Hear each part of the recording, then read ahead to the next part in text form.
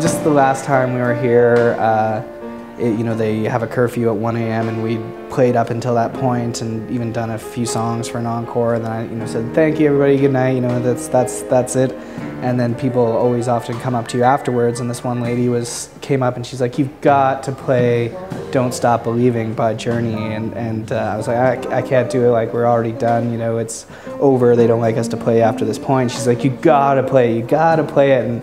And the funny thing was that usually the requests I don't know, I'm like, sorry, I can't play it. But that one we used to cover with Ben Sinister and learned it for the 2010 Olympics for men's gold hockey, you know, to hurrah people. And so I had it in my back pocket, and I was still reluctant. And then she was like, "I'll give you $100 right now." And I'm sort of like, ooh, well, that's tempting, but I still wasn't even, you know, wasn't sure if I could. But then the bass player, Keegan, just sort of faded down the house music and turned back on the mics and was like, "Get up there." And so I started playing it, and lo and behold, you know, a dance party ensued. Everybody ran back on the floor because that one, and I kind of got a bit jumbled up when you get to the guitar solo and everything, but yeah, and so, but when I introduced it, I said even like, you know, I just, somebody asked me to play this song for $100, so I'm going to do it, and then even more people came up and just started putting money down on the piano, and so it ended up being a $150 tip for that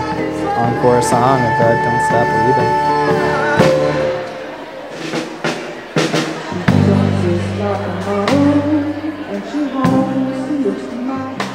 You know, the Fairmont's one of the funner ones because it has the white grand piano down there, and it's a sort of, you know, it's a high class dance party by the end of the night. Like, usually people get going and dance.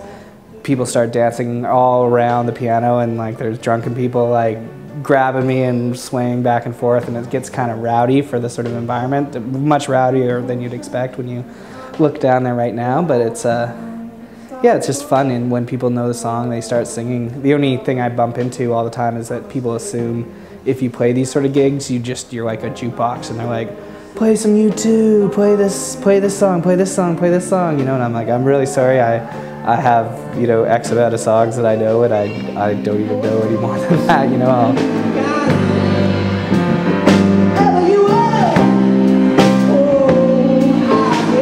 These gigs, it's just sort of when you're home and you're not touring. Initially, I was doing it because, you know, when you're on tour kind of intermittently over the year, it's easier, or it's hard to find a full-time steady work if you come back and you're only around for a month or two. So it's good to sort of find those gigs and those things that you can do with your life that you know, make you money but aren't permanent things. And it's still, I try to make, you know, 95% of my money from doing musical things anyway. So between composing for films and playing probably once or twice a month at certain little gigs, you know, you can sort of make a go of it while you're not on the road.